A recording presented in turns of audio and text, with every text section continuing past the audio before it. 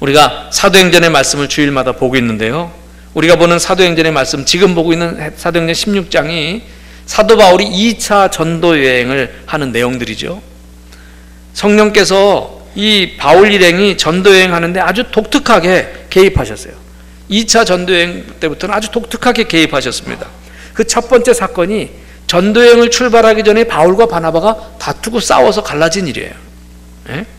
그렇게 친하던 두 사람이, 함께 그렇게 사역을 열심히 하던 두 사람이 별거 아닌 일 갖고 서로 다투고 싸워서 헤어져서 다른 길을 가게 됐다는 거죠. 바나바는 마가를 데리고 구브로 섬으로 가고, 바울도 1차 전도여행 때 갔었던 그 구브로를 통해서 비시디 안디옥이나 이런 데로 쭉 돌아다니길 원했는데, 바나바가 먼저 그렇게 가버리니까 둘이 싸워서 다른 길로 가버리는 거죠. 그래서 이 안디옥 교에서 출발했는데, 바울은 안디옥 교회 위로 올라가서 터키 그 남부 지역에 거기 수리아 지역을 다니면서 복음을 전하게 됩니다. 그 바울은 신라라고 하는 그런 사람을 데리고 갔고요, 그쪽에서 열심히 복음 전하다가 그 1차 전도에 갔던 그 지역에서 젊은 제자 디모데를 또 만나게 되죠. 그래서 함께 하게 됩니다. 그런데 하나님은 그뿐만이 아니라 계속 놀랍고도 새로운 방법으로 바울 일행을 인도하셨어요. 바울이 전혀 예측하지 못했던 그런 인도였습니다.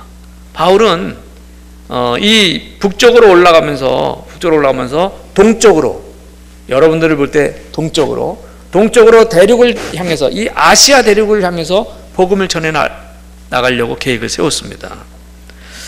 그런데 전혀 예측하지 못했던 그 아시아 지역으로 가려고 했던 그런 바울 일행, 하나님이 그것을 막으셨어요. 그 내륙 쪽 무시아에서 비두니아로 가려고 했는데 하나님의 성령이 그것을 막으신 겁니다. 그리고 할 수 없이 서쪽, 그 지금의 터키 지역의 서쪽 해안이 지중해, 크게는 지중해 바다고, 그 지중해 중에서 그쪽을 에게해라고 그러는데, 그쪽 바다에 인접한, 그래서 그 바다 건너편에 그 그리스 쪽이 바로 유럽이죠. 아시아의 끝이 그 터키였는데, 그 드로아 항구로 성령께서 인도하신 겁니다. 혹시 지도가 있을지 모르겠는데, 제가 이렇게 얘기하니까 2부 예배 때는 지도를 띄워주더라고요. 예. 이쪽이 그 수리아가 수리아는 안디옥 쪽이고요, 거기에 위쪽이 터키 지역이고, 바다 건너에 좌측으로 쭉 내려오는 데가 그리스 지역이죠. 헬라 지역입니다. 그리고 더 넘어가면 로마가 있는데, 이게 밑에 처음에 있는 그 섬이 구브로 섬이었어요. 이 터키 바로 있는데, 그쪽으로 이렇게 가는 게 원래 1차 전도여행 때 코스고, 북쪽으로 올라가서 이렇게 화살표가 있는 게 2차 전도여행 코스인데, 거기 2차 전도에 지중해 에게에 있는데 바로 거기에 항구 도시 화살표가 있는 데가 거기가 드로아입니다. 그 드로아에서 배 타고 저 북쪽에 그리스의 네아폴리 항구로, 거기에 빌립보라고 하는 도시가 있는데 그쪽까지 배 타고 가는 거죠. 예, 감사합니다. 됐어요. 왜 자꾸 아시아 쪽으로 이렇게 가려고 생각했는데, 왜? 대륙으로 계속 연결됐으니까. 여러분, 5대양 6대주, 우리 전 세계 6개 대륙 가운데 아시아 대륙이 제일 커요. 바울이 생각한 게 정상이에요. 아시아 쪽으로 복음을 전해 내려가는 게 더 정상입니다. 대륙으로 계속 가면서. 근데 하나님은 성령의 감동 감화로 이 자꾸 해안가로 몰아가셨어요. 그래서 그 드로아 항으로 가서 결국 배 타게 되는데, 이스라엘 백성들이 애굽에서 나와서 홍해로 가게 됐을 때, 인간의 눈으로 보면 꽉 막힌 그런 막다른 골목으로 인도하신 거거든요. 그 왜 그랬을까? 뒤에는 쫓아오는 애국 군대가 있고 앞에는 홍해 바다가 막고 있고, 그 인간의 눈으로 볼 땐 참 이해하기 어려웠지만 하나님의 계획 속에는 홍해를 가르는 계획이 있으셨던 거예요. 그래서 이스라엘 백성들을 홍해 앞으로 인도한 거죠. 사도 바울도 그런 지경에 빠진 겁니다. 그래서 오늘 앞에 본문의 말씀인데요, 16장 6절 7절, 우리가 지난번에 한번 봤던 본문이지만 한번 다시 읽어보십시다. 16장 6절 7절 말씀 다 같이 봅니다. 시작. 성령이 아시아에서 말씀을 전하지 못하게 하시거늘 그들이 부르기아와 갈라디아 땅으로 다녀가 무시아 앞에 이르러 비두니아로 가고자 했을 때 예수의 영이 허락하지 아니하시는지라. 아멘. 성령이 더 이상 아시아에 복음을 전하지 못하게 하셨다는 거예요. 여러분, 하나님이 왜 이 아시아 전도를 막으셨을까요? 아시아는 전도가 필요 없는, 전도할 필요가 없었기 때문입니까? 아니죠. 우리가 잘못 해석하면 그럼 아시아 쪽엔 하나님의 뜻이 없었고 하나님이 별로 중요하지 않게 여겼기 때문일까요? 예? 아닙니다. 하나님은 아시아 쪽도 중요하게 여기셨어요.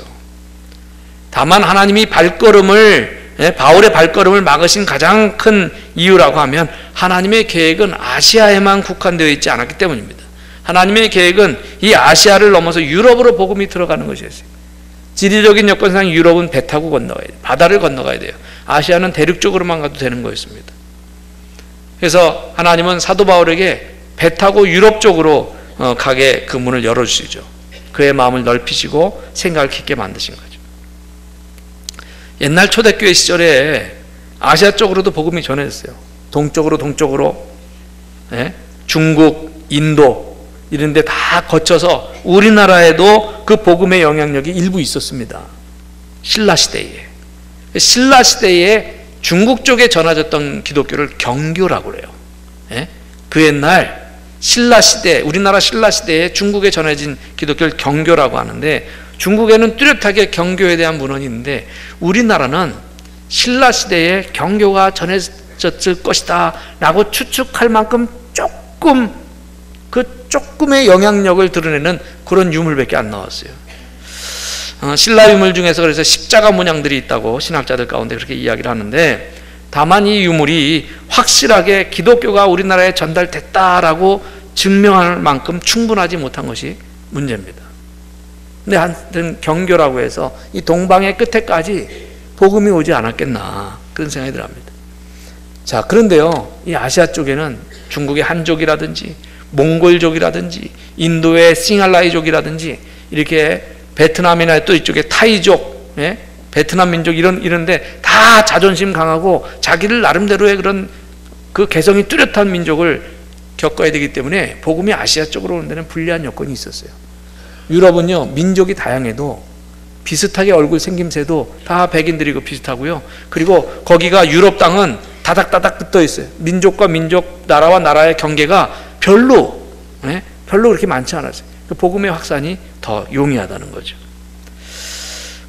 그래서 유럽에 복음이 전해서 로마를 통해서 전 유럽이 복음화되고, 그것이 대서양 건너서 아메리카 대륙으로, 또 태평양 건너서 우리나라까지 복음이 거꾸로 동쪽에서부터 서쪽으로 오게 된 거죠. 어찌됐거나 하나님은 그런 섭리가 있었다는 거죠. 그래서 복음의 확산이 더 용이한 유럽으로 바울 일행을 옮긴 겁니다. 자, 이제 오늘 본문 유럽으로 가게 되는 그런 이야기, 지금 본문의 말씀을 좀 읽어볼게요. 11절 말씀 다 같이 보십니다. 11절 다 같이 시작. 우리가 드로아에서 배로 떠나 사모드라게로 직행하여 이튿날 네아폴리로 가고. 아멘.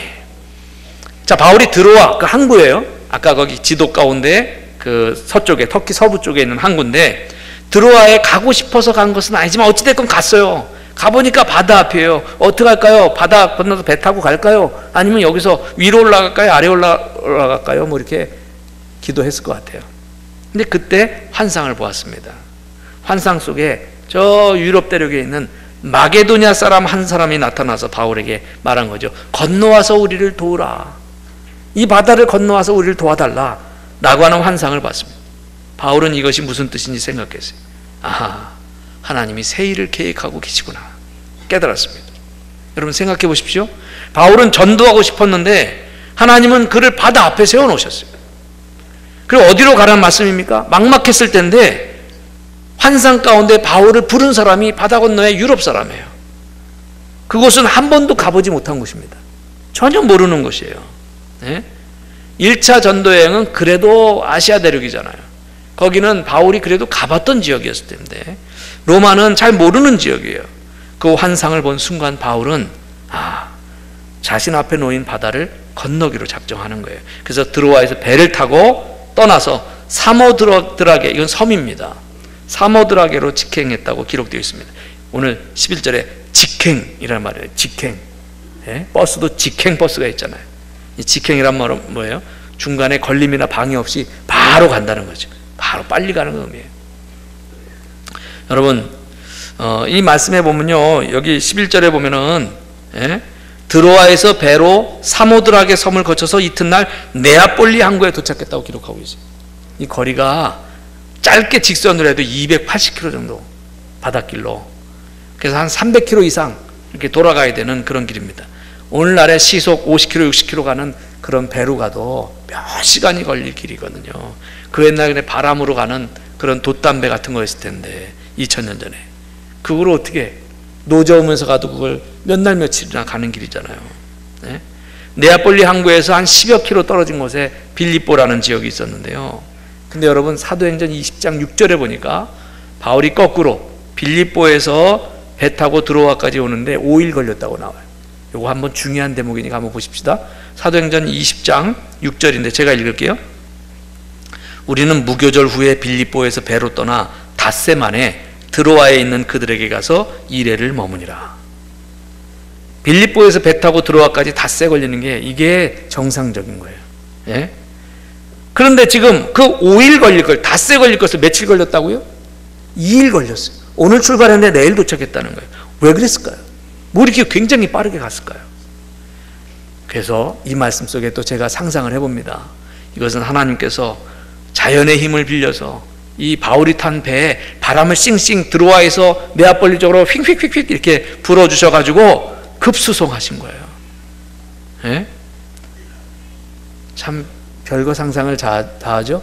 충분히 가능한 얘기입니다. 성경은 분명히 얘기하고 있어요. 2일 걸렸다고, 이틀 걸렸다고. 하나님은 바울이 배 타고 빌립보로 가는 동안에 계속해서 바람을 그 방향으로 불어주신 거예요. 하나님은 때로 이렇게 일을 진행하시는 경우가 있어요. 예? 이쪽으로 가라. 거기에 내 뜻이 있고 내 비전이 있다. 이렇게 하시면서 계속 그 일을 하게 하실 때가 있어요. 신앙생활을 하다 보면 그럴 때가 있습니다. 여러분 그러시지 않나요? 자, 어찌됐거나 바울이 그 드로아에서 배 타고 네아폴리를 거쳐서 빌립보로 갔습니다. 부르는 사람도 없고 마중 나온 사람도 없고, 예? 오직 성령의 부르심을 받고 그냥 간 거예요. 바울 일행이 그 빌립보에서 누가 아는 사람도 없고 수일을 그냥 거기서 유했다고 그래요. 안내자가 없으니까. 이렇게 환영하는 사람도 없고 하나님이 가라시니까 그냥 갔어요. 여러분 선교가 그런 겁니다. 선교가. 지금부터 130여 년 전에 서양의 선교사들이 한국에 왔을 때도 그래요. 그들이 한국에 와서 뭐 처음부터 많은 사람들 이렇게 모아놓고 복음 전한 게 아니에요. 말도 어눌하죠. 바깥에서 한국어 조금 미리 기본적인 걸 배우고 왔을지도 몰라요. 예? 그리고 와서 또 한국말 배워야 되잖아요. 막 배우기도 하고. 그러면서 만난 사람은 소수의 인원이죠. 몇 사람 만나서 그냥 복음을 전했어요. 지난 시간에 전북 김제에 있는 금산교회 이야기도 했었는데 그 교회도 테이트 선교사라고 이 선교사님이 와서 저 남해안에 배 타고 왔다가 이제 가는 중에 말 타고 서울을 향해서 가는 중에 중간에 마방 그 김제 거기 들려서 마방에 들려서 며칠 묵는데 그래서 마방 주인한테 복음을 전했는데 그가 예수 믿어가지고 거기 교회가 생긴 거예요. 여러분 이렇게 해서 시작된 복음의 역사가 지금 100년이 지나니까 지금 믿는 사람들이 1000만이 넘는다. 여러분 선교는 그렇게 시작하는 겁니다. 바울은 아는 사람 하나도 없는 빌립보에 갔어요. 그 다음에 성경 읽으십시다. 12절 다 같이 읽겠습니다. 12절 시작. 거기서 빌립보에 이르니 이는 마게도냐 지방의 첫 성이요 또 로마의 식민지라. 이 성에서 수일을 유하다가. 아멘. 여기서 마게도냐 지방의 첫 성이라고 그랬어요. 마게도냐 지방의 첫 성. 왜 이렇게 묘사했을까요? 그냥 뭐 빌립보는 크기가 어느 정도 되고 인구는 얼마나 되고, 예? 빌립보는 어떻고 이렇게 설명해야 되는데 그런 묘사 안 하고, 예? 그 마게도냐 지방의 첫 성이다라고 묘사했습니다. 왜 그랬을까요? 바로 성경이 우리에게 말해주고자 하는 것은 이곳이 바로 유럽의 첫 번째, 예? 유럽이 시작되는 것이고 유럽의 관문이다 하는 것을 알려주기 위해서 그랬습니다. 이것은 빌립보 전도가 유럽 전도의 시작이라는 뜻도 포함됩니다. 바울의 전도로 빌립보의 교회가 생겨나는데요. 그 교회는 유럽의 첫 번째 교회가 되는 거죠. 마게도냐 지경의 첫 성인 빌립보 땅을 밟았다는 것은 바울이 유럽의 땅을 이제 밟기 시작했다는 거예요. 여러분 이 얼마나 멋지고 놀랍습니까? 여러분 오늘 말씀에서 우리가 기억해야 될 것이 있어요. 하나님의 섭리는 놀랍습니다. 하나님의 섭리는 놀랍습니다. 그 다음으로 이제 빌립보를 설명하는 말이 나오는데요. 로마의 식민지다 그랬어요. 로마의 식민지. 왜 이렇게 표현했을까요? 아니 그때 로마 식민지 아닌 데가 어디 있어요? 다 로마 통치를 받고 있었어요. 예? 예루살렘도 로마 통치를 받고 있었고요. 다 로마 식민지. 근데 왜 빌립보 굳이 로마의 식민지라고 했을까요? 성경에. 이것은 빌립보와 로마의 연관성을 통해서 바울의 사역이 로마에까지 이렇게 포함된다는 것을 의미하고 있는 거예요. 이제 빌립보에 발을 들여놓음으로써 바울의 마음은 로마까지도 가게 되는 겁니다. 당시의 유럽의 중심이었던 로마, 바울은 그 로마를 꿈꾸기 시작하는 거죠. 그의 심장은 로마를 향한 전도의 열정으로 불타게 되는 겁니다. 자, 바울 일행이 빌립보에 갔지만 수일 동안 아무 일도 없었어요. 사람을 만나야 되는데 누구를 만나야 될지, 무슨 일을 해야 할지도 몰랐습니다. 그러다가 안식일이 되었어요. 안식일이 되면 회당을 찾아가야 되는데 회당도 없어요. 유대인들은 10명 이상만 모이면 회당을 만들거든요. 그 빌립보에는 유대인 10명이 안 된다는 거예요. 그래서 어디로 갈까? 그렇게 하면서 안식일에 고민하게 됐죠. 13절 말씀. 자, 13절 말씀 다 같이 읽겠습니다. 시작. 안식일에 우리가 기도할 곳이 있을까 하여 문 밖 강가에 나가 거기 앉아서 모인 여자들에게 말하는데. 아멘. 안식일이 되어 바울 일행이 기도를 해야 되는데 회당도 없었어요. 그러니 어떡합니까? 그래서 안식일에 우리가 기도할 곳이 있을까 하여 문 밖 강가에 나가, 강가에라도 나가서 기도하자. 그 바울 일행이, 바울, 실라, 디모데 그 일행이 이제 그쪽으로 나가는 거죠. 예? 여러분, 여기서 생각하는 것, 선교란 기도하다가 이루어지는 거예요. 예? 누가 어떤 일을 만들어서 이루어지는 거 뭐 이렇게도 할 수 있겠지만 기도하다가 이루어지는 그 열매가 선교입니다. 지금 기도처를 찾아다니, 기도할 곳을 찾아다니다가 그 성문 밖 강가까지 가게 된 거예요. 그리고 거기서 여자들을 만났습니다. 몇 명의 여자들을 만났어요. 그리고 그 여자들에게 복음을 전했어요. 그 바울 일행을 통해서 복음을 전해들은 그 강가에 빨래하는 그 여인들 복음을 전해드렸는데 그들이 다 예수를 믿은 게 아니에요. 그 여자들 중에 한 여자가 있었어요. 그가 누구냐면 14절 다 같이 있습니다. 시작. 두아디라시에 있는 자색 옷감 장사로서 하나님을 섬기는 루디아라 하는 한 여자가 말을 듣고 있을 때 주께서 그 마음을 열어 바울의 말을 따르게 하신지라. 아멘. 두아디라시의 자색 옷감 장사 루디아, 이 여자는 평소에 하나님을 공경하는 사람이었습니다. 그래서 하나님을 섬기는 루디아라 표현했어요. 하나님은 이 여자의 마음을 열어서, 그 마음 문을 열어주셔서 바울의 말을 열심히 듣게 했어요. 똑같이 많은 사람이 있어도 그 바울의 말을 열심히 들은 사람은 그 여자였다는 거죠. 그래서 복음을 받아들이게 된 거예요. 바울이 빌립보에 왜 오게 됐을까요? 여러분, 지금 바울이 빌립보에 왜 오게 된 줄 아세요? 요걸 보면 이 여자 만나러 왔어요. 네? 아시겠습니까? 바울이 빌립보에 그렇게 먼 길을 배 타고 오고 그리고 또 걸어서 오고 막 그랬는데 와서 빌립보에서 이 여자 만났어요. 루디아. 이게 빌립보 선교의 전부예요. 네? 이 한 사람이 그렇게 중요한 겁니다. 저는 여러분이 하나님이 준비한 이 한 사람이 되기를 바랍니다. 그리고 여러분의 생애에 이런 사람들을 만날 수 있게 되기를 바랍니다. 자, 복음을 들은 루디아는요, 기쁨이 충만했어요. 예수 그리스도의 복음에 대해서 처음 들었거든요. 말씀을 듣고 가슴에 불이 나기 시작했습니다. 그래서 이 루디아라는 여자는 하나님에 대해서, 말씀에 대해서 잘 몰랐던 사람인데 바울을 만나서 비로소 복음을 듣고서는 깨닫게 된 거예요. 그러면서 어떤 생각을 했냐면, 이 바울을 내가 꽉 잡아야겠다 생각했습니다. 그래서 그를 자기 가족들에게 데려가야겠다고 생각했어요. 그리고 그렇게 했습니다. 자기 가족들에게 바울 선생님이요, 우리 집으로 가십시다. 우리 가족들 좀 만나서 복음 좀 전해주세요. 그래서 이제 데려가게 된 거죠. 그래서 그 가족들에게 무슨 일이 일어났습니까? 15절, 오늘 15절 말씀입니다. 다 같이 천천히 읽겠습니다. 시작. 그와 그 집이 다 세례를 받고 우리에게 청하여 이르되 만일 나를 주 믿는 자로 알거든 내 집에 들어와 유하라 하고 강권하여 머물게 하니라. 아멘. 여기 앞에 먼저 그와 그 집이 다 세례를 받고, 사도행전 10장에 보면요, 베드로를 통해서 복음을 전해들은 고넬료, 이방인 백부장 고넬료 일행이 복음을 전해듣고 그 집이 다 세례를 받는 그런 일이 일어났는데 그와 똑같은 현상이 일어났어요. 루디아 집에 간 바울이 거기서 복음을 전했던 다 그 가족들이 받아들이고 예수 그리스도를 영접하고요, 그 예수님의 이름으로 세례를 받았습니다. 그 가족들이. 그 가정에 성령이 임하시고 구원의 역사가 일어났습니다. 그리고 구원의 기쁨이 충만한 이 루디아가 바울에게 간곡히 부탁하는 거예요. 25절 말씀을 보니까 저를 예수 그리스도를 믿는 자라고 여기신다면 저희 집에 머물러 주십시오. 저희 집에 머물러 주십시오. 그리고 말씀을 가르쳐 주십시오. 그렇게 해서 그렇게 했다고 오늘 본문은 이야기를 하죠. 바울이 루디아의 집에 머물면서 거기서 그 가족들을 대상, 딴 사람도 아니에요. 그 가족들을 대상으로 말씀을 가르쳤다라고 하는 거예요. 여러분, 이 루디아의 집에서 시작된 게 빌립보 교회의 시작입니다. 이 빌립보 교회는요, 루디아의 집에서 시작했어요. 이 빌립보 교회는 유럽 최초의 교회였습니다.